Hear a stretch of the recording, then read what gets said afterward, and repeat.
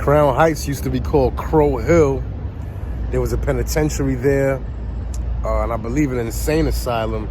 But for the most part, it was just like a forest type of an area where bands of squatters, where bands of homeless people were known to come and make little camps.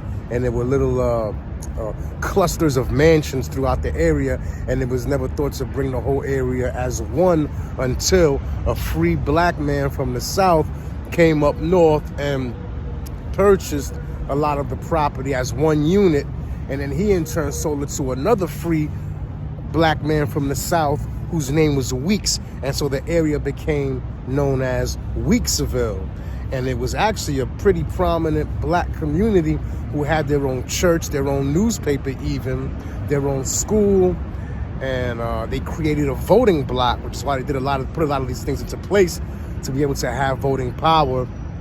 That's why, though the political system might be dismal and depressing, when you see what's going on in the news, we can't afford the luxury of not paying attention to what's going on in politics, however crooked the system may or may not be. And so they knew this back then. They were actually further along now than Hispanics and blacks are today.